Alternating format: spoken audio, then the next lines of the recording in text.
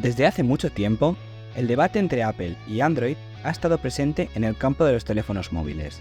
Desde el lanzamiento del primer iPhone, que revolucionó la historia, cada compañía ha avanzado con sus modelos, añadiendo nuevas características y funciones año tras año.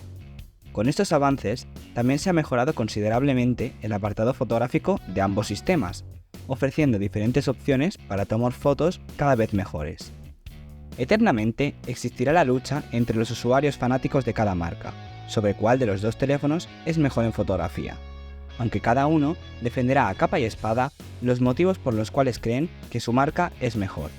Así que en este vídeo vamos a hacer una comparativa enfrentando varios aspectos que van desde las características técnicas, pasando por la interfaz y su capacidad en redes sociales, sacando fortalezas como defectos de ambos dispositivos, para ver si realmente es verdad que la cámara del iPhone es mejor.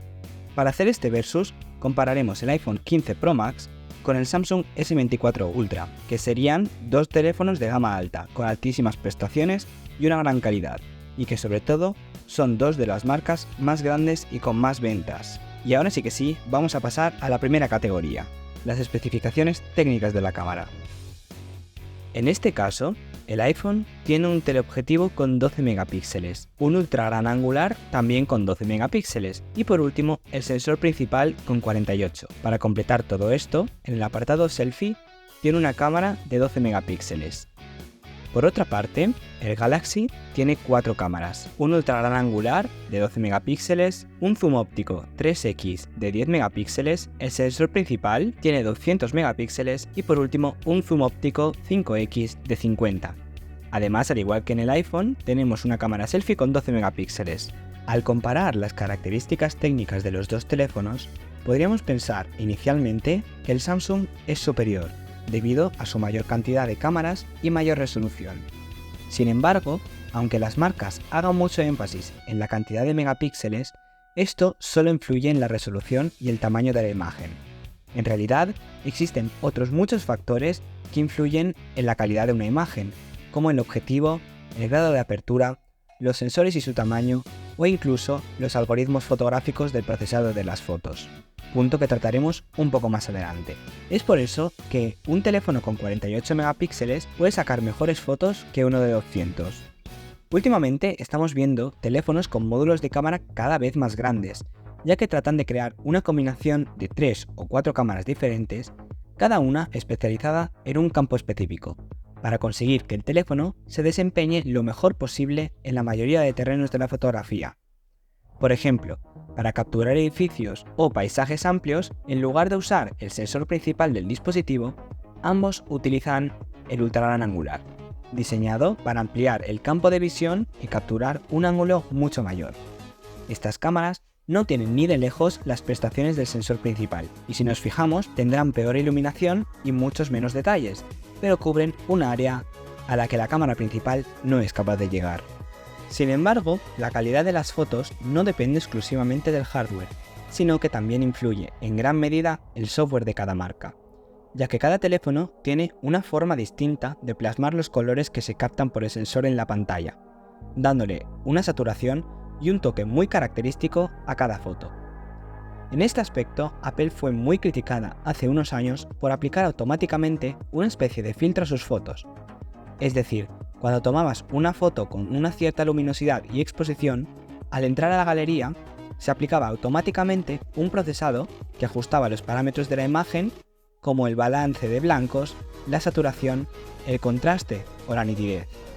Muchos usuarios no estaban satisfechos con este filtro, ya que saturaba en exceso cierto tipo de fotos, especialmente aquellas con tonos más claros o escenas con alto rango dinámico, ya que podía resultar en imágenes con menos detalle en las sombras o luces quemadas. Es por eso que empezaron a surgir numerosos tutoriales para evitar este procesado. Algunas de las soluciones propuestas incluían utilizar el modo ráfaga, grabar un vídeo o utilizar aplicaciones de cámara de terceros disponibles en la App Store. Todo esto porque Apple no había incluido una opción para desactivar este filtro automático en la configuración de la cámara.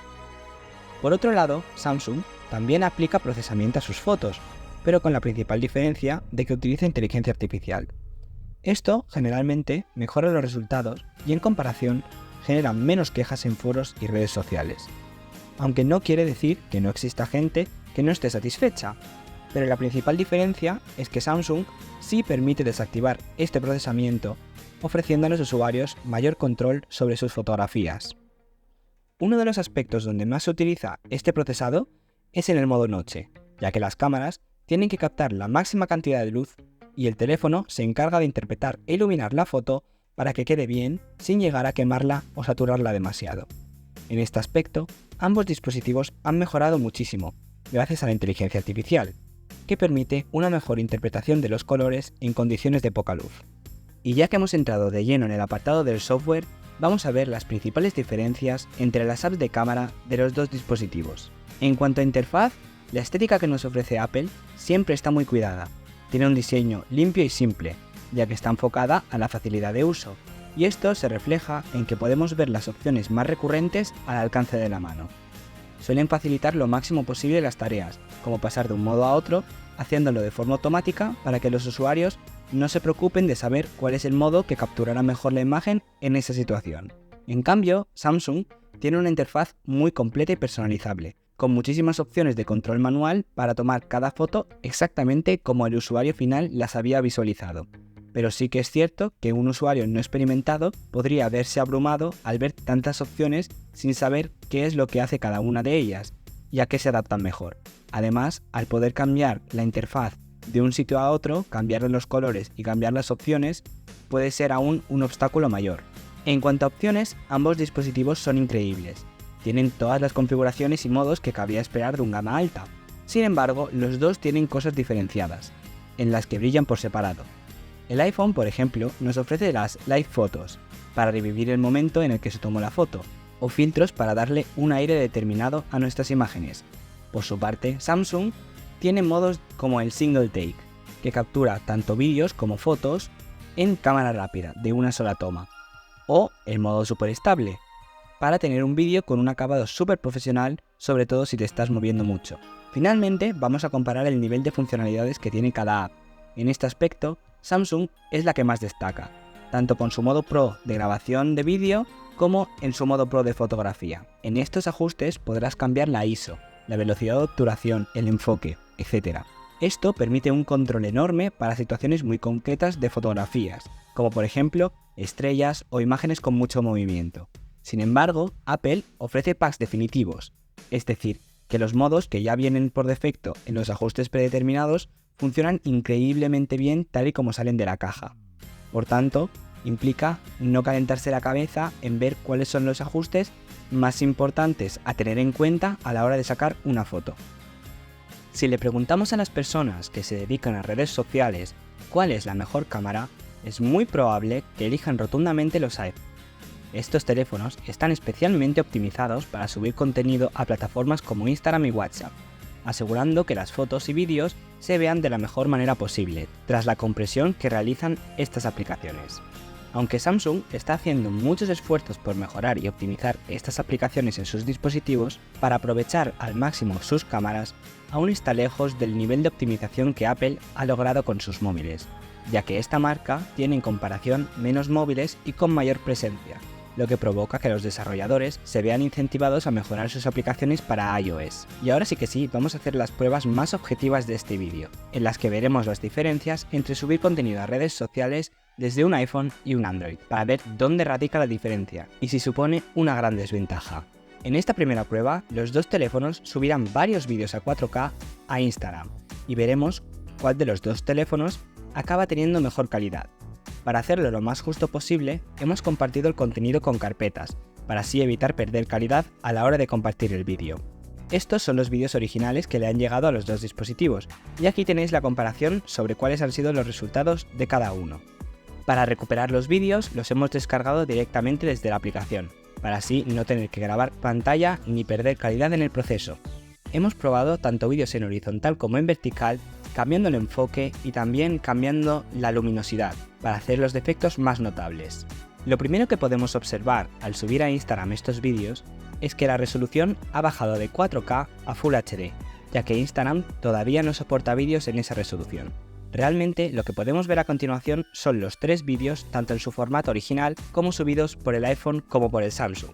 En este caso no se aprecian muchas diferencias a simple vista, solo podemos ver una diferencia más clara en el vídeo de las termas de Budapest, que al ser un vídeo en horizontal, Instagram le añade 2 franjas arriba y abajo, haciendo que el vídeo original quede con poca resolución en el centro. Además, en algunos pequeños casos existen cambios de color entre los vídeos, sobre todo cuando la luz cambia o la resolución es menor.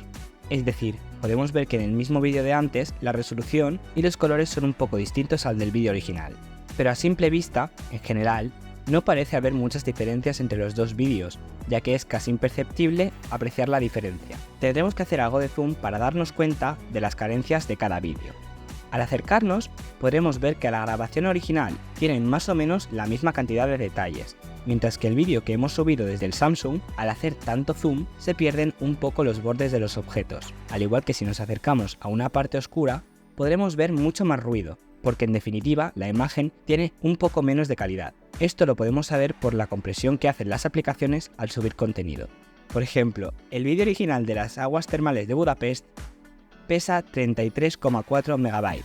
Si miramos lo que pesa en el teléfono de Apple, veremos que no se va mucho realmente, nada fuera de lo normal, unos 20 MB.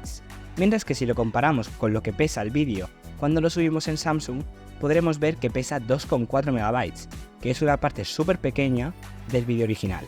Es decir, el archivo original pesaba 33,4 MB. Después de subirlo a Instagram con un iPhone, el peso ha bajado un 40%, y al subirlo desde un Samsung, el archivo pesa 2,4 MB, un 92% menos que el archivo original, con lo cual podemos concluir que, al subir contenido a Instagram, los teléfonos de la manzana suben los archivos con mayor calidad.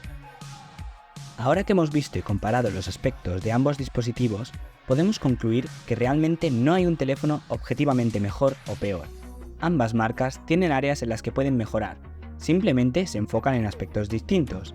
Por ejemplo, Samsung se ha especializado mucho en el zoom, mientras que Apple ha preferido mejorar la interfaz y centrarse en opciones que le gustan mucho a sus usuarios, como por ejemplo las Live Photos.